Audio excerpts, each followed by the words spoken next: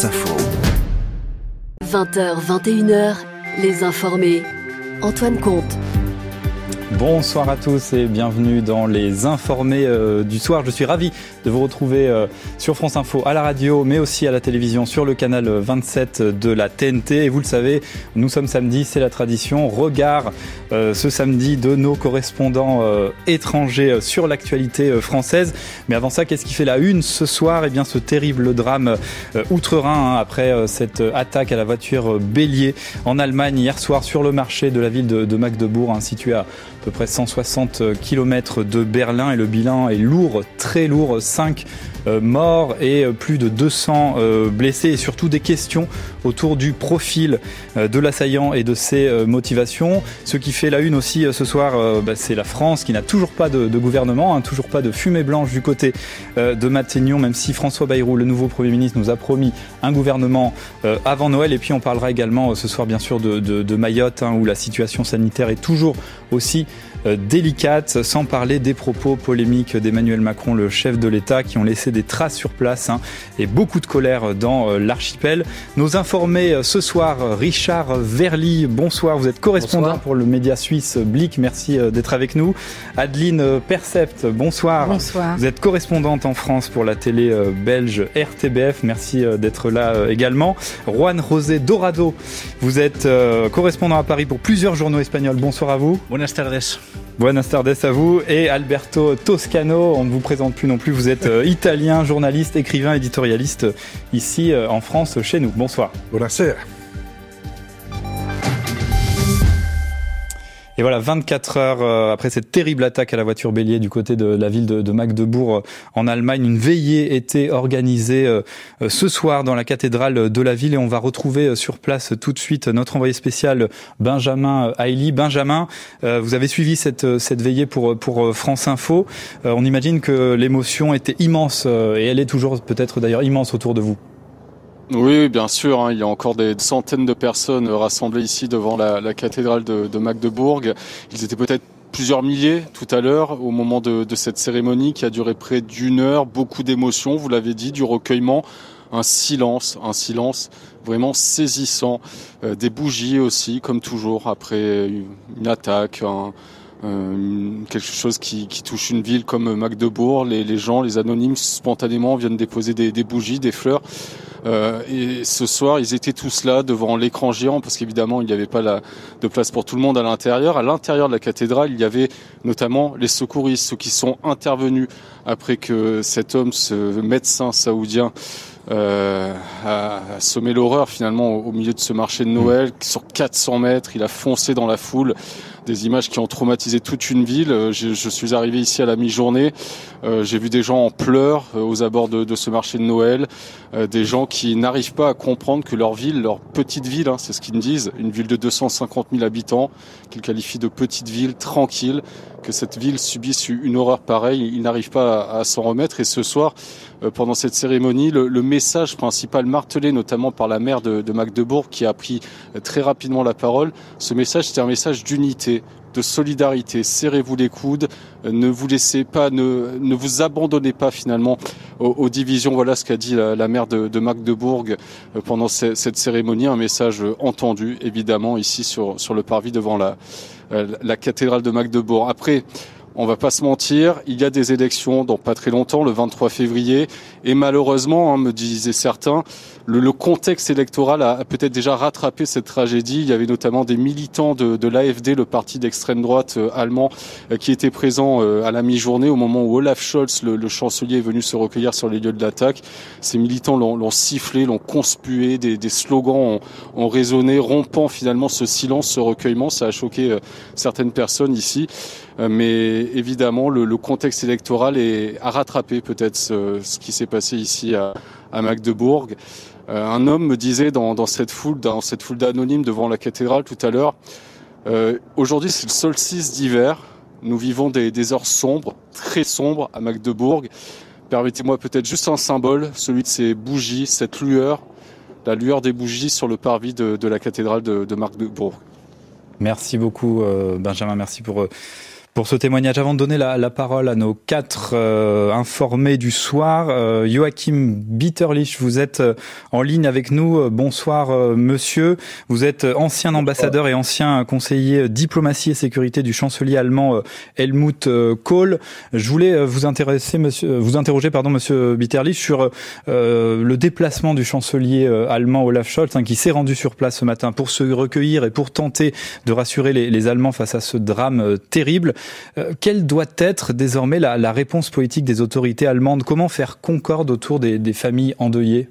D'un côté, par la plus grande solidarité possible des autorités face aux familles, c'est-à-dire autorité, solidarité au niveau de la ville, au niveau du Land et au niveau du gouvernement fédéral pour soutenir, pour aider, accompagner les familles. Regardez, 200 blessés, 5 morts, dont un petit garçon. Parmi les blessés, il y a une quarantaine de blessés gravement, d'où tout un accompagnement qui ne s'arrêtera pas, je dirais, après la guérison, qui devra être continuel pour vraiment aider les familles qui ont subi évidemment un traumatisme profond. Surtout lorsque les gens aussi ont appris lentement les arrières, le fond de cet attentat, d'un médecin psychiatre saoudien, réfugié politique en Allemagne, qui a vécu près de Magdebourg, qui a attaqué de plus en plus les autorités allemandes, qui a souhaité la mort d'Angela Merkel parce qu'elle a fait venir pas les bons réfugiés, un homme fidèle à l'extrême droite allemande, à l'AfD, qui, ironie du sort, a demandé maintenant une réunion spéciale du Bundestag à Berlin pour dénoncer, comme ils disent, l'état réel de la sécurité intérieure et de la migration en Allemagne, en réalité pour divertir de l'acte commis par un de leurs partisans, si vous voulez. D'ailleurs, un homme qui a adoré Elon Musk, qui a condamné hier l'attentat, et en même temps demandant la démission immédiate du chancelier Scholz, en indiquant qu'il s'agissait, lui, un idiot inapte pour l'office du chancelier. Ouais. Joachim Bitter. On va s'excuser pour commencer, mais à mon avis, il ne le fera jamais. C'est quand même, quelque part, Scholz a dit avec raison, il s'agit d'un acte horrible et fou. Aussi. Joachim Bitterlich, vous restez avec nous, il est 20h11, c'est l'heure du Fil Info avec Stéphane Milhomme. En Allemagne, après le drame de Magdebourg, une cérémonie en hommage aux victimes se déroule en ce moment avec plusieurs milliers de participants. Le dernier bilan de cette attaque d'hier soir est de 5 morts, dont un enfant, et 205 blessés. Le chancelier Olaf Scholz s'est rendu sur les lieux du drame ce midi. À Marseille, ils étaient des dizaines de milliers à manifester cet après-midi pour Mayotte, principalement des Mahorais et des Comoriens. Ils dénoncent un abandon de la France dans ce territoire des Outre-mer. Le bilan s'alourdit. Une semaine après le passage du cyclone, le ministre de l'Intérieur parle ce soir de 35 morts, plus de 2500 blessés, dont 78 dans un état grave. Joe Biden promulgue le texte évitant une paralysie budgétaire aux États-Unis, le fameux shutdown. Après cet accord du Congrès américain, le projet permet le financement des administrations fédérales au moins jusqu'à la mi-mars. Le texte prévoit aussi 100 milliards de dollars pour les États américains dévastés par les catastrophes naturelles. Et puis elle était devenue le symbole de la cuisine familiale et du terroir. La disparition de Maïté à 86 ans. Avec Micheline, elle animait la cuisine des mousquetaires dès 1983 sur FR3 Gironde, puis au niveau national. France Info. Les informés. Antoine Comte. Les informés ce soir en studio avec nos 4 invités consacrés en grande partie à cette attaque à la voiture bélier en Allemagne. Richard Verly, je voulais tout de suite vous poser cette question. C'est vrai qu'en Suisse, chez vous aussi, les marchés de Noël sont une vraie tradition. Comment est perçu ce drame chez vous en Suisse ? Avec beaucoup de peur, parce que bien évidemment, on regarde toujours ce qui se passe en Allemagne avec beaucoup d'intérêt, notamment dans la partie germanophone de la Suisse. Et comme vous l'avez dit, les marchés de Noël sont un rendez-vous extrêmement prisé. Et il est évident qu'aujourd'hui en Suisse, le niveau de sécurité n'est pas adéquat. J'étais il y a quelques jours à Berne, la capitale fédérale. Il y a un marché de Noël au centre de la ville et il n'est pas entouré, vous savez, de ces plots en ciment qui empêchent les véhicules d'accéder. C'est-à-dire, s'il y avait une voiture bélier qui tentait de pénétrer sur ce marché de Noël, ce serait possible. Et alors qu'on connaît la menace chaque année. Alors qu'on connaît la menace, mais parce que la perception de la menace, d'abord, elle est différente selon les endroits. Fort heureusement, en Suisse, on n'a pas eu d'attentats massifs, mais je pense qu'en Allemagne aussi, il y a des villes qui se sentaient peut-être moins menacées. Là, je crois comprendre qu'il n'y avait pas ce dispositif qu'on connaît dans un certain nombre d'endroits, mais peut-on généraliser ces plots en ciment qui condamnent l'accès à tous les événements publics? Je ne le crois pas. J'imagine qu'en ce moment même en France, il y a sans doute des villes où il y a des marchés de Noël et où une voiture, disons bélier mal intentionnée, pourrait foncer. C'est triste à dire, mais est-ce que la sécurité optimale existe pour ce genre d'événement? Je ne pense pas. Adeline Percept, ça nous rappelle tristement cette attaque d'hier soir du côté de Magdebourg, celle du marché de Noël de la capitale allemande. À Berlin, c'était en 2016, il y avait eu 13 morts. Vous aviez couvert pour les médias belges à l'époque cette attaque dans la capitale allemande. Même mode opératoire, c'était un camion bélier à l'époque, mais pas du tout les mêmes motivations visiblement selon les premières informations en tout cas de cette enquête sur le profil de l'assaillant. Qu'est-ce que vous en pensez? Est-ce que finalement on a des profils différents qui peuvent passer à l'acte? Oui, alors là, le profil, très sincèrement, je ne vais pas me prononcer sur ce profil qui me paraît pour l'instant extrêmement compliqué à analyser et je pense que les enquêteurs sont vraiment en train de fouiller ça. Ce serait un sympathisant plutôt de l'extrême droite, proche de l'AfD, le parti extrême droite allemand. Publiquement, il a pris des positions qui seraient proches de l'extrême droite. Maintenant, dans sa vie personnelle, c'est d'autres positions. Je pense qu'on va pas se prononcer là-dessus. Le parallèle que l'on peut faire, c'est que d'une part, c'était il y a 8 ans, jour pour jour. L'attentat de l'église cassée à Berlin. Le 19 décembre. C'était le 19 décembre et quasiment jour pour jour.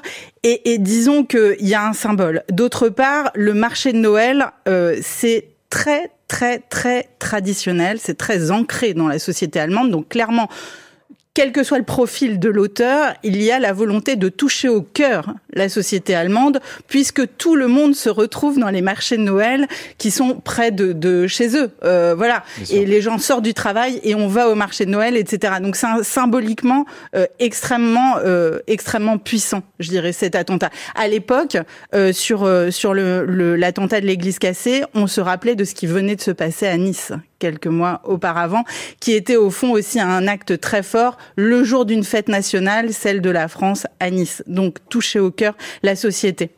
Juan Jorge Dorado, vous êtes correspondant en France pour plusieurs journaux espagnols. Je voudrais quand même qu'on s'attarde aussi avec vous sur ce profil un petit peu atypique, désolé de le dire comme ça, de l'assaillant. On nous parle d'un médecin psychiatre de 50 ans, d'origine saoudienne, intégré visiblement au sein de la société. Il avait un permis de séjour permanent.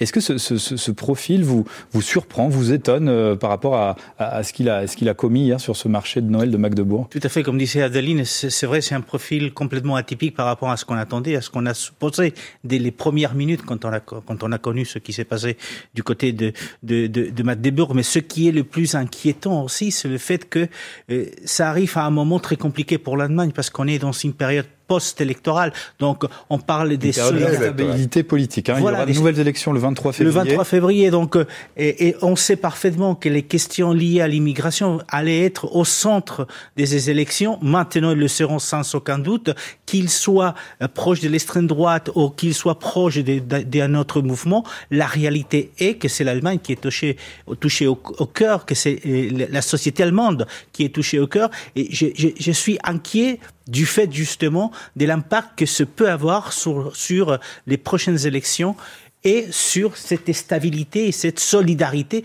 qu'on demande au peuple allemand. Alberto Toscano, on l'a dit, Olaf Scholz, le chancelier allemand, s'est rendu sur place ce matin sur les lieux du drame. Il s'est recueilli. Et il a bien fait de le faire. Et voilà, et vous dites qu'il a bien fait de le faire. C'est un déplacement nécessaire et très attendu aussi de la part des habitants de Magdebourg et des Allemands en général. Je vous propose qu'on écoute le chancelier allemand et vous commenterez juste après. Lorsque ce genre de drame effroyable survient et que cela tue et blesse autant de personnes, nous devons répondre par notre unité.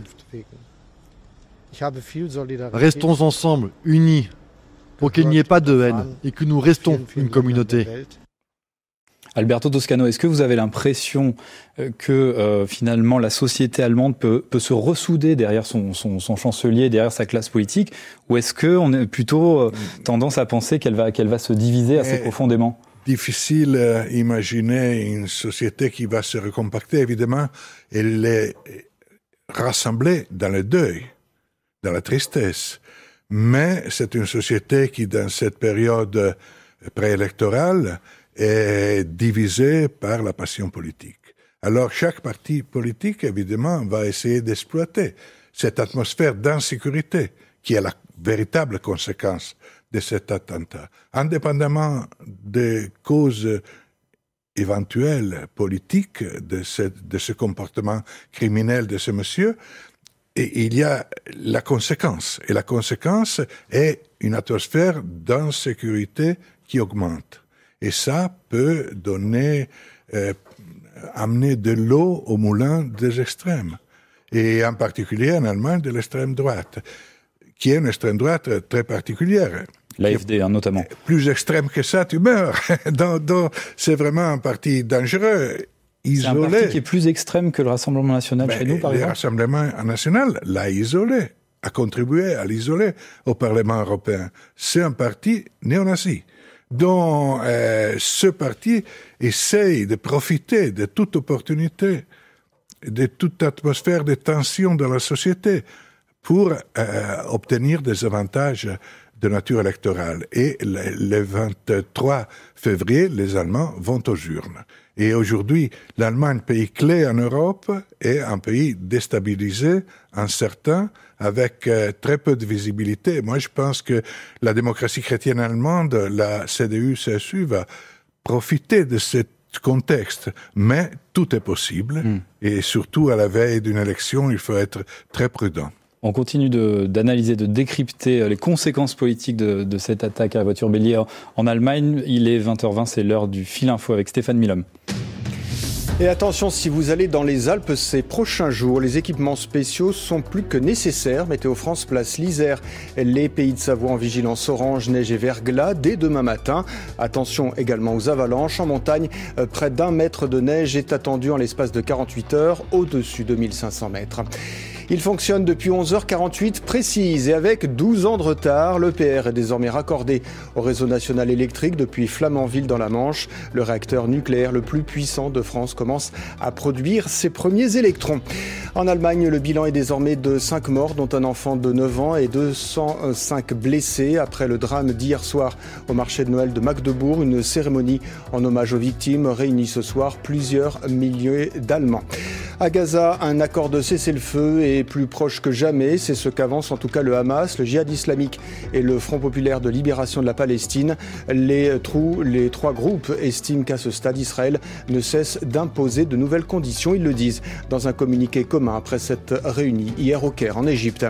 Une nouvelle surprise en 32e de finale de la Coupe de France de football. Le Puy, club de National 2, élimine Montpellier, la Ligue 1. Victoire des Altis-Ligériens 4-0. Lyon bat les amateurs de Fény-Aulnois 2-1. Nantes écrase Drancy 4-0. France Info. Les informés. Antoine Comte. Les informés ce soir, toujours consacrés en grande partie à cette attaque à la voiture bélier du côté de Magdebourg hier soir en Allemagne. Joachim Bitterlich, vous êtes toujours en ligne avec nous. Est-ce que vous êtes d'accord avec les analyses de nos invités en plateau qui craignent finalement que la situation s'envenime politiquement à quelques semaines, à quelques mois des élections du 23 février prochain ? Je comprends tout à fait ce risque face aux élections allemandes, surtout par le fait que la majorité des Allemands a des doutes, du moins des doutes, dans la réponse des gouvernements allemands, soit au niveau centre fédéral, soit dans les Länder, face à la question de la sécurité intérieure et de la migration. C'est-à-dire, les partis traditionnels en Allemagne sont, à mon avis, toujours à la défensive à cet égard et laissent le champ pratiquement aux extrêmes, surtout à l'AfD à la droite et au BSV, au Bund des Wagenknecht à la gauche, qui réagit aussi de manière populiste qu'à l'extrême droite.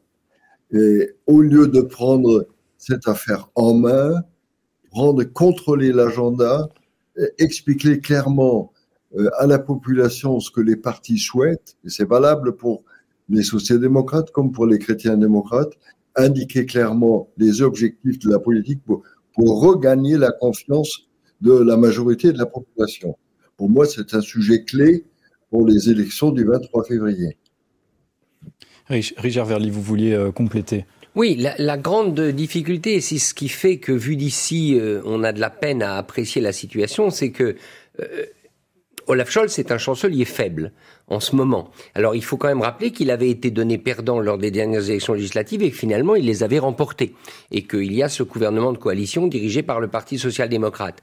Mais je crois que cette image d'un Olaf Scholz qui n'arrive pas, au fond, à maîtriser la situation, à faire face à tous les enjeux qui sont ceux de l'Allemagne en ce moment, et notamment l'enjeu migratoire, ça aura sûrement un effet. Après, ce que je ne mesure pas, c'est est-ce que son concurrent direct, son adversaire, à savoir Friedrich Merz, le chrétien-démocrate, est mieux placé que lui aujourd'hui pour incarner une réponse acceptable aux défis migratoires. J'ai l'impression que la CDU est tout aussi, je dirais, fragile que le SPD sur cet enjeu spécifique des migrations. Si je peux me permettre, je suis d'accord, mais les électorats réagissent avec leur psychologie, et leur psychologie est quand quelqu'un a fait ses preuves de façon qui est considérée insatisfaisante, on a envie d'essayer l'autre. Donc, il y a une logique. La CDU est créditée avant l'attentat, et est créditée de 32% les intentions de vote. L'AfD, 19%, et le SPD d'Olaf Scholz, 15%. Donc, on voit que de toute façon, le SPD, dans les derniers sondages, était déjà en mauvaise posture. Sur la percée de l'AfD, je pense que la Thuringe et la Saxe ont voté, les deux régions qui sont pas si loin de Magdebourg, ont voté le 1er septembre. L'AfD a fait d'excellents scores. Pourquoi? Ce sont des Länder qui se trouvent en Allemagne de l'Est. C'est là finalement que l'AfD trouve ses sources.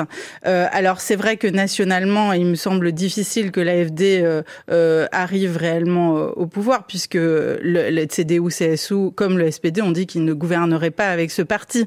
Mais ça rebat quand même les cartes, et l'attentat auquel on vient de faire face ne va pas arranger les choses, si je puis dire. Maintenant, dans la CDU-CSU, il y a aussi la CSU qui a pris des positions sur l'immigration qui sont, elles aussi, assez fortes par le passé. Juan José Dorado, qu'est-ce que vous en pensez? Vous êtes d'accord avec je suis tout à fait d'accord avec vos collègues, mais est-ce que finalement, si je peux poursuivre un peu cette question-là, est-ce que le profil, alors il faut être très prudent, vous avez tous les quatre raisons, mais ce profil visiblement d'un individu qui serait assez proche de la mouvance d'extrême droite, est-ce que ça, justement, c'est pas très positif pour l'AfD? J'ai des doutes. Ils peuvent utiliser politiquement. Ils peuvent l'utiliser politiquement, mais en même temps, il y a tout un certain nombre d'électeurs qui vont voter plutôt à la droite allemande et qui ne sont pas, qui sont contre l'immigration, mais qui n'ont sont pas arrivés au positionnement de l'AfD. Donc, j'ai des doutes sur les avantages qui pourraient tirer l'AfD par rapport aux prochaines élections. D'autant plus qu'effectivement, on se rappelle que cet été, fin août, il y a eu quand même un attentat au couteau en Allemagne, que Olaf Scholz a pris des mesures qui n'ont rien donné parce que le contrôle des frontières, la restriction du droit d'asile, on voit que les électeurs, comme disait Alberto, à un moment donné, ils se rendent compte que des mesures sont prises, mais qui n'ont aucun résultat. Donc je ne pense pas que le AfD puisse remonter dans les sondages à la faveur de cet attentat. Cela dit, c'est vrai que je suis plutôt partant sur le fait que ça va se renforcer pour la CDU parce que, en fin de compte, le troisième parti politique, celui d'Olaf Scholz, va perdre encore des voix. Joachim Bitterlich, vous êtes toujours avec nous à distance. Vous vouliez réagir? Attention, je pense vos collègues internationaux devraient prendre en considération une chose. Les partis traditionnels ne sont pas aussi agiles dans le domaine des réseaux sociaux que l'AfD ou que la BSW. Là, il y a une grande faiblesse des partis traditionnels qui savent beaucoup moins jouer sur ce registre que l'AfD le fasse depuis un certain moment. Or, prenez comme exemple le psychiatre saoudien a lancé ces dernières semaines à peu près 250 tweets par semaine où il s'est plaint de la situation en Allemagne, du traitement des réfugiés, etc. Notamment des réfugiés saoudiens, c'est ce qu'il dit. Attention, ce que je trouve, ayant traité ce chapitre migration et contrôle des frontières pour le chancelier à l'époque, et développer les plans dans les années 90, ça fait une trentaine d'années, je juge aujourd'hui, nous sommes aujourd'hui à peu près à 30% où nous devrions être vu la situation qui nous entoure en Europe, non seulement par les réfugiés, mais aussi par la criminalité organisée à l'échelle internationale. Là, je pense, une grande responsabilité tombe au ministère ou au ministre de l'Intérieur de part et d'autre. Je n'exclus personne en Europe à cet égard qui n'ont pas pris les mesures nécessaires à l'encontre de ce développement. C'est malheureux, c'est comme ça. Nous avons vécu trop longtemps dans une certaine naïveté à cet égard. Merci Joachim Bitterlich, merci d'avoir été avec nous. Il est 20h30, c'est l'heure du Flash Info avec Stéphane Milhomme.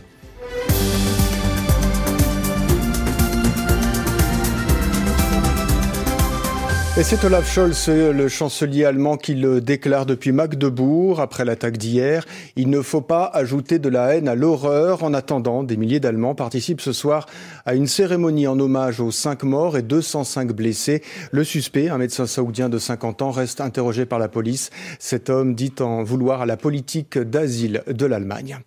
Emmanuel Macron, lui, appelle à déposer les armes et à un cessez-le-feu au Soudan. Le président de la République, depuis l'Éthiopie, estime que la seule voie possible est celle de la négociation. Depuis 1 an et demi, une guerre oppose l'armée régulière soudanaise au groupe paramilitaire. Les combats ont fait des dizaines de milliers de morts et plus de 11 millions de déplacés. À Mayotte, le bilan est revu à la hausse. Une semaine après le passage du cyclone Chido, 35 morts et 78 blessés graves, selon le ministère de l'Intérieur, qui recense également plus de 2400 blessés légers.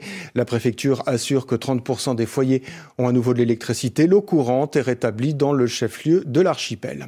À Marseille, ils étaient de 80 000 à 150 000 selon les sources, rassemblés aujourd'hui en majorité des Mahorais et Comoriens. Ils estiment que l'île de l'océan Indien est abandonnée par les autorités françaises. Les 32e de finale de la Coupe de France de football et le Puy-en-Velay élimine Montpellier, la Ligue 1 4-0. Victoire logique cette fois de Nantes face à Drancy, club de national, 4-0. L'Olympique lyonnais plus fort que Feigny-Aulnois, 2-0. Nice s'en sort de justesse contre Corté, un club de national 3, 5 tirs au but à 3. France Info, 20h, 21h, les informés. Antoine Comte.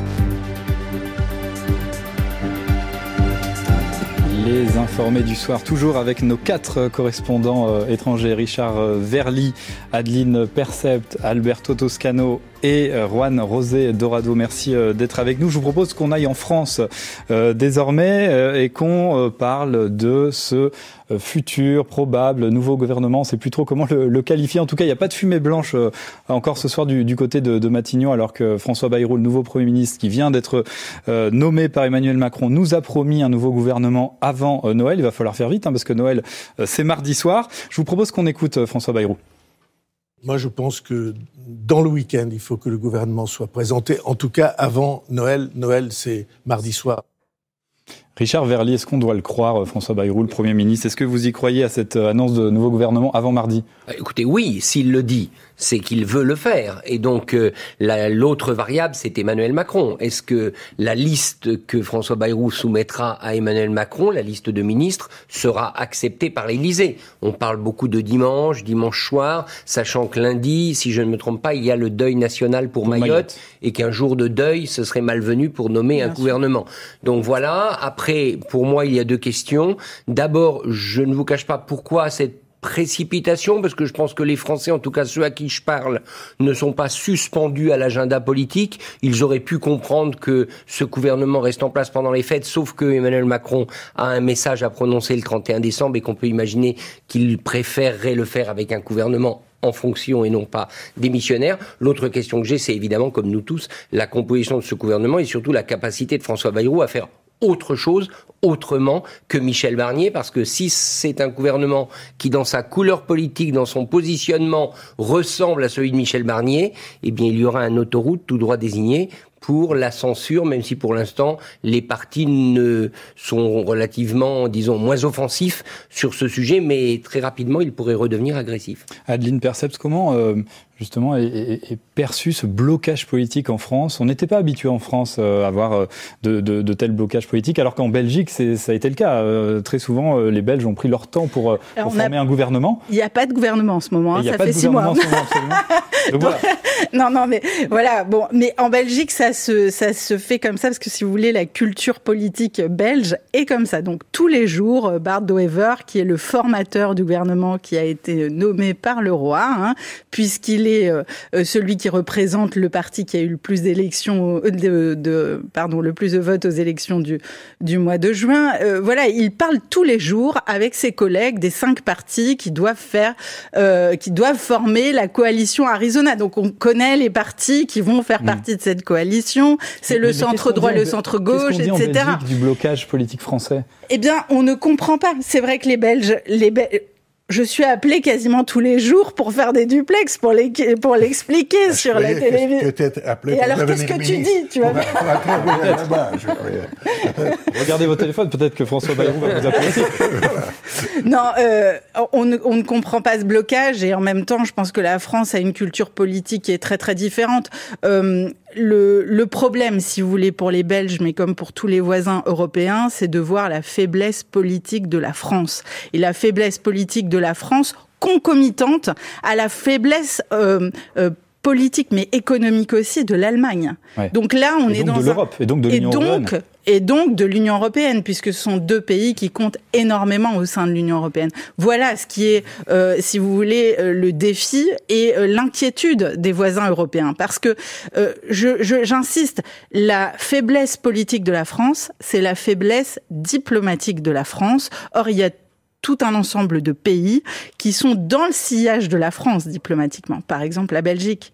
Quand on est en Afrique, la diplomatie belge travaille traditionnellement dans le sillage de la France. C'est un exemple. Et si vous voulez, ça vient contrecarrer la puissance potentielle de l'Europe.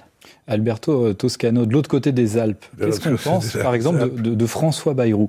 Est-ce qu'on considère que ça peut être l'homme de la situation? François Bayrou est un démocrate chrétien. Les Italiens apprécient la démocratie chrétienne, même ceux qui sont à gauche.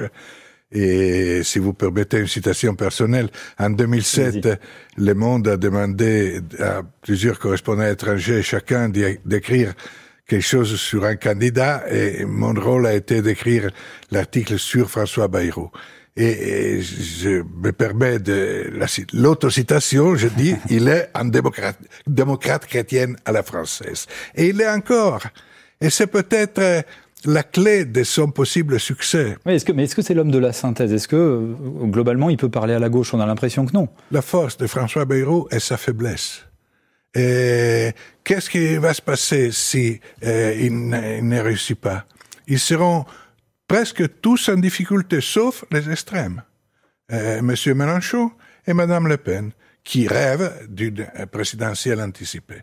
mais les autres seront affaiblis. Et en plus, les autres, chaque parti a peur, à mon avis, que si Bayrou échoue, ça va aider un autre au détriment de ce parti. Donc, l'idée de faire tomber Bayrou n'est pas sûre pour les autres partis. Même ceux qui les détestent, ils réfléchiront avant de contribuer à le censurer. Donc, à mon sens, je me souviens une fois, j'étais au Sénégal, et un politique sénégalais m'a dit, un proverbe, une histoire sénégalaise, comme quoi, quand il y a trop de lions qui veulent manger la même gazelle, la gazelle peut être tranquille, parce que les lions se contrôlent entre eux pour éviter que quelqu'un mangeant la gazelle soit considéré les lions ont tous mangé Michel Barnier, non? Les lions doivent se partager, Michel Barnier. La gazelle Barnier a été mangée. Les autres lions, à la française, voudront éviter qu'un autre parti profite de l'échec de Barnier. À mon avis, la force de Barnier aujourd'hui est sa faiblesse. Pour le reste, de Bayrou. De Bayrou. Vous êtes d'accord avec ça, Juan José Dorado? Pas tout à fait, parce que du côté des Pyrénées, on se pose de questions. Pourquoi autant effectivement des précipitations pour nommer un Premier ministre en période de fête, quand après les élections, il a mis 2 mois, le président Macron, pour désigner Michel Barnier à la tête du gouvernement. La deuxième question qu'on se pose, c'est pourquoi nommer à la tête en tant que Premier ministre celui qui est dans la 7e force politique de l'Assemblée nationale, la 7e force politique au nombre des députés. Parce que vous avez en Espagne... Du MoDem, là, hein. Oui, on parle du MoDem. Donc, c'est la 7e force politique au nombre des députés. Alors, on se pose la question. Vous savez, en Espagne, le roi désigne systématiquement le parti qui est arrivé en tête. C'est un peu le cas comme en Belgique pour former un gouvernement. S'il réussit, tant mieux. S'il ne réussit pas, ça sera la 12e force politique. Et là, en France, en fait, on essaye de former un gouvernement avec les partis qui ont perdu les élections et donc logiquement ce blocage au niveau de l'Assemblée nationale. Donc un peu de l'incompréhension par rapport à ce qui se passe politiquement aujourd'hui en France. Il est 20h40 et j'aperçois Stéphane Milhomme dans le studio, c'est l'heure du Flash Info. 6 départements sont en vigilance, 3 pour risque de neige et verglas dès demain matin. Il s'agit de l'Isère et des Deux-Savoie. Sur la façade atlantique, les Côtes-d'Armor, l'Ille-et-Vilaine et la Manche sont en orange face cette fois au risque de vent violent. À Mayotte, le bilan s'alourdit une semaine après le passage du cyclone Chido. Au moins 35 morts, 78 blessés graves ont été pris en charge. Le ministère de l'Intérieur recense également plus de 2400 blessés légers et le bilan est toujours provisoire. Un premier point sur l'enquête de l'attaque de Magdebourg. Un suspect est interpellé depuis hier, individu qui a agi seul et en seulement 3 minutes. C'est le chef de la police locale qui le précise. Le dernier bilan de cette attaque en plein marché de Noël est de 5 morts et 205 blessés, dont une quarantaine toujours dans un état grave. Maïté ne cuisinera plus son hamburger du Sud-Ouest où le ragondin, sa façon, l'animatrice de télévision, est morte à 86 ans. Aux côtés de Micheline, elle a animé la cuisine des mousquetaires, d'abord sur FR3 Aquitaine, avant d'avoir les honneurs des programmes nationaux. Et puis le ski alpin et le Suisse Marco Odermatt s'impose pour la première fois à Val Gardena en Italie dans l'épreuve de descente. Il s'offre avant Noël une 40e victoire de Coupe du Monde. Il garde la tête du général. Le Français Clément Noël, lui, est à la 6e place. France Info. Les informés. Antoine Comte. Les informés du soir et on parle toujours de l'attente autour de d'attente incessante autour de ce nouveau gouvernement. Je voudrais qu'on parle un petit peu casting ministériel, Richard Verly. On entend que le nom de Bruno Retailleau circule, en tout cas avec insistance, et qui pourrait conserver la place Beauvau. D'abord, Bruno Retailleau profite des circonstances, si l'on peut dire. C'est-à-dire qu'il y a eu cet ouragan à Mayotte, il y est allé, il a plutôt, je dirais, été bon sur cette séquence, dans sa manière de présenter les événements. Il y est resté suffisamment de temps, mais il n'a pas cherché non plus à faire le show à Mayotte. Il a quand même parlé d'immigration. Est-ce que c'était vraiment le moment de parler d'immigration avec ce drame humain ? Oui, je pense que la réalité, il faut prendre le territoire de Mayotte comme il est. Les dégâts causés par l'ouragan, ces dégâts énormes dans les bidonvilles, sont aussi le résultat de cette surpopulation. Il se trouve qu'une partie de la surpopulation est due à l'immigration. Je ne crois pas qu'il faut que, à la faveur de l'ouragan, il faut venir en assistance à tout le monde, mais l'ouragan ne balaie pas les problèmes de Mayotte. Les problèmes de Mayotte vont rester. Il va falloir que le gouvernement, ça va être d'ailleurs très compliqué, à la fois répondre aux problèmes structurels de Mayotte et reconstruise l'île. Donc Retailleau, pour l'instant, je trouve plutôt bon point. Et ce qui est sûr, c'est que François Bayrou, qui au début n'avait peut-être pas envie de le garder parce qu'il semblait trop à droite, a là un professionnel ou en tout cas un ministre qui s'en tire plutôt bien. Après, pour le reste du casting, encore une fois, si ça doit être du Barnier bis, d'abord tout le monde se posera la question: pourquoi avoir fait ça? Et puis, ça fera un gouvernement extrêmement facile à viser pour les partis qui, une fois passé l'accalmie et une sorte de trêve, redeviendront à nouveau des lions en quête de gazelle. Adeline Percept, si Bruno Retailleau est maintenu place Beauvau, on est d'accord que ça en est fini pour la gauche au gouvernement? Bien, les noms qui circulent, les rumeurs, là, c'est un peu du Barnier bis, justement. Comme le disait Richard à l'instant. C'est à la fois Retailleau, c'est Dati, c'est Le Cornu qui resterait. Et puis, à gauche, si on va chercher des personnalités, ce sera des personnalités qui ont plus ou moins fait leur rupture avec le NFP, mais aussi avec le Parti socialiste. On parle de Rebsamen, on parle de Moscovici. Bon, c'est des gens qui, certes, ont fait leur carrière politique au Parti socialiste, mais le Parti socialiste d'aujourd'hui n'est plus ce qu'il était.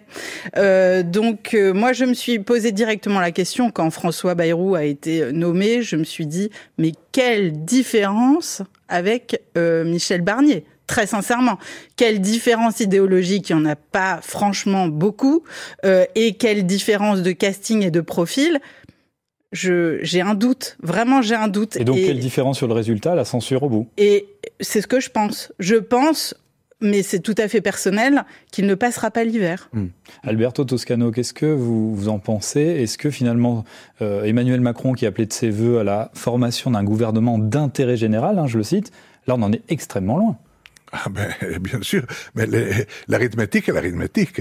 Il n'y a pas de majorité au Parlement et dont la situation est celle que nous connaissons. Mais si c'était Rebsamen ou Moscovici, ce serait quand même des personnalités de premier ordre de la gauche française. Peu importe qu'ils ne soient pas aujourd'hui des chefs du Parti socialiste. Et tant pis pour les partis socialistes, s'ils bénéficient pas de personnalités de l'expérience de Rebsamen et de Moscovici. Je crois que si François Bayrou arrive à avoir des ministres de gauche de ce calibre, j'en suis pas certain. Je suis pas certain. Il pourrait être bien content.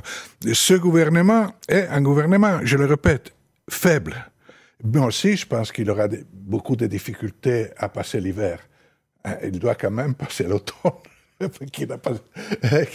Et l'automne vient de se terminer.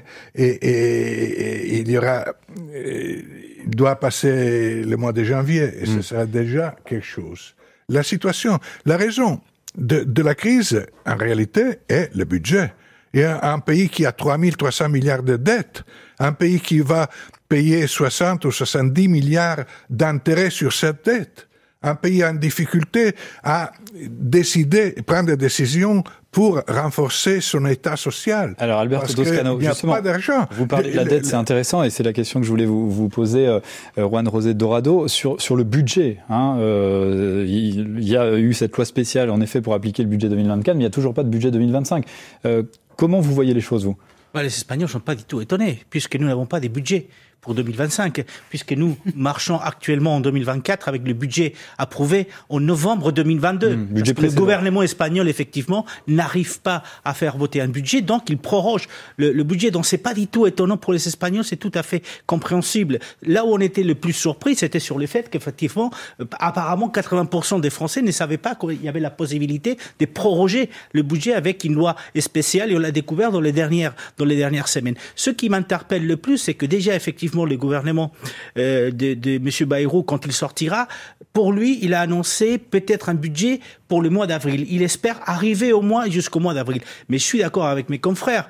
Ça paraît ambitieux. Ça me paraît ambitieux, mais il pourrait arriver. Mais il n'ira pas au-delà de ça. Tout simplement parce que politiquement, aucun des partis. Et d'ailleurs, les Républicains, Laurent Wauquiez l'a signalé, il a parlé à un moment donné, lors des réunions à Matignon, au moins ne pas censurer le gouvernement pendant 6 mois, c'est-à-dire jusqu'au mois de juin, c'est-à-dire le temps de pouvoir convoquer à nouveau des nouvelles sélections. Politiquement, tous les partis ont intérêt à faire tomber à un moment donné ce gouvernement pour forcer le président, enfin pas forcer le président, mais qu'au mois de juillet, on puisse avoir des nouvelles élections. Donc il ira là, le lion mangera la gazelle. Peut-être, et là, il va être mangé, donc peut-être qu'il va tenir jusqu'au mois d'avril, au moment où il va présenter son budget. De toute façon, au-delà, ça paraît très compliqué, d'autant plus que je doute qu'il y ait des fortes personnalités de gauche qui viennent soutenir un gouvernement, où pourrait entrer aussi un certain nombre des républicains, enfin d'anciens républicains qui sont haïs en quelque sorte par la gauche française. Un mot rapide sur le Rassemblement national, un petit tour de table avant le fil info. Marine Le Pen n'a pas exclu en effet de revoter à nouveau une motion de censure, mais on a l'impression qu'elle utilise la même stratégie qu'avec Michel Barnier. On regarde, on juge sur pièce et on censure peut-être à la fin. Vous êtes d'accord avec ça, Richard Herli? C'est ce qui va se passer? Oui, je pense que Marine Le Pen, de toute manière, elle, pour le coup, véritablement, elle attend, elle regarde sa proie, et elle attaquera au moment où la proie sera en position de faiblesse. Et si elle voit que la proie commence un peu à être difficile à attaquer, elle se gardera de l'attaquer parce qu'elle sait que ses électeurs lui reprocheraient trop d'instabilité. Donc pour qu'une seconde censure soit justifiée pour le Rassemblement national, il faut que cette censure intervienne soit avant une dissolution, soit qu'elle entraîne quelque part la démission forcée d'Emmanuel Macron. Ça peut pas être simplement censure pour censure, parce que les électeurs du Rassemblement national, encore une fois, ils aiment l'ordre et la stabilité. Vous êtes d'accord avec ça? Non, tout à fait d'accord. On est tous d'accord sur le fait que de toute façon, ce gouvernement devra tomber pour forcer au moins des élections. Pas effectivement une censure par une censure. C'est pour ça que je parlais du mois d'avril. La présentation d'un futur budget, effectivement, qui pourrait faire tomber le gouvernement. Adeline Percept, rapidement. Oui, il ne faut pas oublier que l'hiver va être difficile. Il y a beaucoup de plans sociaux qui sont annoncés. Je pense que Marine Le Pen sait parfaitement qu'elle va bénéficier de la situation sociale difficile. Et qu'elle va récupérer ses colères aussi. Et je pense que ça entrera en ligne de compte sur la censure. Alberto Marine Le Pen et Jean-Luc Mélenchon ont une possibilité d'entrer à l'Élysée, d'être l'un contre l'autre au second tour. Les conditions qui se créeraient dans le cas, dans l'hypothèse d'une chute de Bayrou, entraîneraient des demandes de démission ultérieure du président de la République, et de leur point de vue, ce serait le chemin pour arriver à des élections anticipées, dont, dans leur mentalité, d'arriver l'un contre l'autre au second tour. Stéphane Milhomme nous a rejoint, c'est l'heure du Flash Info, il est 20h50 sur France Info. 24 heures après l'attaque de Magdebourg en Allemagne, le dernier bilan fait état de 5 morts au moins, 205 blessés, donc 40 grièvement atteints. Cérémonie d'hommage ce soir avec des milliers de participants. L'Allemagne est en deuil et tous les footballeurs de Bundesliga portent ce week-end un brassard. Et avec les spectateurs, les rencontres débutent par une minute de silence. Les suites de la formation du gouvernement Bayrou, l'eurodéputé Raphaël Glucksmann estime que le Premier ministre doit faire des concessions importantes à la gauche, notamment sur les retraites, pour obtenir un accord de non-censure. L'élu le déclare dans un entretien au quotidien Ouest France. Le pape condamne la cruauté de la frappe qui a tué 7 enfants d'une même famille palestinienne à Gaza. Le porte-parole de la défense civile parlait hier d'une dizaine de morts après cette frappe à Jabalia. La guerre en Ukraine et la Russie revendiquent la prise d'un village dans une zone clé de l'Est ukrainien, Korakové. Les soldats sont en passe de s'emparer de la cité industrielle voisine. Et puis Castres face à Bordeaux-Bègles, c'est à 21h05 le coup d'envoi de ce match de top 14 de rugby, la suite de la 12e journée. En attendant, la victoire cet après-midi de La Rochelle, Montpellier, Toulon, Bayonne et le Stade français. France Info. Les informés. Antoine Comte. Les informés du soir, toujours en compagnie de nos 4 correspondants étrangers. Je voudrais qu'on parle de Mayotte, cette situation sanitaire sur l'archipel qui continue de se dégrader. Et puis cette visite, ce déplacement du chef de l'État Emmanuel Macron, qui avait plutôt bien commencé et puis qui s'est terminé par cette séquence. Regardez. Tout le monde se bat, quelle que soit la couleur de peau. Et n'opposez pas les gens. N'opposez pas les gens. Si vous opposez les gens, on est foutus. Parce que vous êtes contents d'être en France. Parce que si c'était pas la France, pour vous dire, vous seriez 10 000 fois plus dans la merde. Voilà, les propos sont assez clairs d'Emmanuel Macron. Si vous n'étiez pas en France, vous seriez, je le cite, 10 000 fois plus dans la merde. Ce sont les propos du chef de l'État, Alberto Toscano. Comment ces propos d'Emmanuel Macron ont été perçus en Italie chez vous ? Est-ce que ça a choqué ? En Italie, il n'y a pas encore de réaction. Il n'y a pas eu de réaction. Parce que c'est, même en France, c'est pas l'info du jour, malgré tout. En France, ça a fait beaucoup réagir. Ça a fait notamment réagir, mais donner le temps aux Italiens de réagir aux infos françaises. Je peux pas vous dire une réaction italienne, je peux vous dire la mienne. Emmanuel Macron n'a certainement pas été diplomatique. Il a dit tout haut une chose que beaucoup de Français pensent tout bas, mais certainement, il a eu une déclaration et une attitude absolument inopportune et même injuste, parce que, comment dirais-je, un président de la République ne devrait pas dire ça. Rapidement, Richard Verly, certains dans l'opposition ici en France accusent Emmanuel Macron de relent colonialiste après ses propos. Qu'est-ce que vous en pensez, vous ? Écoutez, la réalité, c'est qu'imaginer que Mayotte ne soit pas dans la République française et que Mayotte ait subi un ouragan de cette importance, aujourd'hui, il y aurait énormément de moyens internationaux qui s'achemineraient vers Mayotte. Donc il est faux de dire que l'île ne serait pas secourue si elle n'était pas dans la République. Il y a des territoires qu'on connaît dévastés par des catastrophes naturelles. Les Nations Unies se mettent en route. Moi, j'ai couvert le tsunami, par exemple, il y a 20 ans, et ça a été une mobilisation extraordinaire. Par contre, là où il a raison, c'est que je dirais, la sécurité, les garanties qui sont données à cette population leur sont données parce qu'ils sont dans la République. Mais ça nous ramène à la question que vous posiez tout à l'heure. C'est que le cas de Mayotte ne va pas disparaître avec l'ouragan. Et je rappelle quand même, c'est une ironie terrible, mais que l'ouragan a un peu fait ce que les autorités françaises avaient commencé à faire, et ce qui s'appelle le décasage. Parce que les autorités françaises avaient commencé à démolir ces bidonvilles. Alors maintenant, venir regretter que l'ouragan les ait démolis, c'est quand même un petit peu cynique. Juan José Dorado, vous êtes d'accord avec votre confrère suisse ? Je suis tout à fait d'accord avec lui, d'autant plus qu'en Espagne, quand on a vu cette séquence, déjà je ne suis pas du tout surpris, parce que si vous vous rappelez, dès que le cas Benalla est sorti en France, il y a une séquence où Emmanuel Macron interpelle les juges devant ses partisans disant qu'ils viennent me chercher, en parlant du cas Benalla. Donc effectivement, comme disait Alberto, un président ne devrait pas dire cela. Et nous, du côté espagnol, quand on a vu cette séquence, on s'est rappelé ce qui s'est passé du côté des Valences, fin octobre, quand le roi, la reine et le président du gouvernement sont allés voir les victimes des inondations. On a vu le traitement qu'ils ont reçu, mais on a vu, le président est parti tout de suite, mais le roi et la reine sont restés jusqu'à la fin. Ils ont affronté la colère des Espagnols, des Valenciens, et là on voit une différence de traitement. Et là, encore une fois, malheureusement, un président perd les papiers, comme on dit en espagnol, parce qu'il ne devrait pas agir comme il l'a fait, mais en même temps, on est habitué à... C'est plus fort que lui, ce que vous dites ? C'est plus fort que lui, sincèrement. Adeline Berset, rapidement, Emmanuel Macron nous avait habitués à un petit peu se soigner, se calmer sur ces petites phrases depuis sa réélection en 2022. Alors, l'impression que le naturel revient au galop ? Oui, tout à fait. Et alors moi, je trouve que, d'une part, je me souviens qu'en Belgique, on avait été très choqués au moment où il a dit « j'emmerde une partie des Français ». Bon, là, c'est à peu près le même vocabulaire, donc je ne doute pas que ça va faire réagir les Belges. D'autre part, je trouve que ces derniers temps, il les a enchaînés, notamment avec un collègue de France Info, avec qui il a eu une réaction très verte quand on lui a posé la question de sa propre démission. Et je pense que c'est le signe d'un pouvoir beaucoup trop solitaire, d'un pouvoir qui s'est enfermé et d'un président qui réellement est comme une bête qu'on attaque, justement, et qui devient agressif. Un petit mot rapide, sans transition. Je voulais vous faire réagir tous les quatre sur la disparition de Maïté, cette grande cuisinière française qui a marqué des générations. Est-ce que dans vos pays respectifs, vous avez aussi des cuisiniers qui ont marqué qui vous ont marqué durant votre jeunesse. Est-ce qu'il y a le même rapport finalement à la gastronomie en Suisse, par exemple, Richard Verly?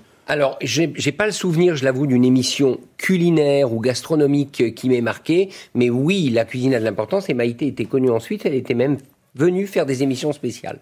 Juan Dorado. Donc, elle n'était pas connue en Espagne. Moi, je la connaissais étant adolescent. J'ai suivi ces émissions quand j'étais étudiant en France. Et en Espagne, on a Carlos Arguiñano, qui a une émission quotidienne des cuisines depuis 35 ans. Et s'il venait à disparaître, ça serait un drame national. Adeline Berset. Oui, en Belgique, il y a des émissions type Top Chef, etc., qui sont quotidiennes. Mais surtout, les Belges adorent la cuisine française. À ne pas douter, la cuisine des Landes. En Italie, il y a plusieurs émissions de gastronomie sur le Rai et d'autres chaînes. Il y a un cuisinier qui est devenu hyper célèbre grâce à une émission de gastronomie. Il s'appelle Cannavacciuolo. Et goûtez ses spaghettis. Merci à tous les quatre d'avoir été avec nous. Merci de votre fidélité. Les Informés, c'est fini pour ce soir et ils reviennent demain matin et demain soir sur France Info. À très vite.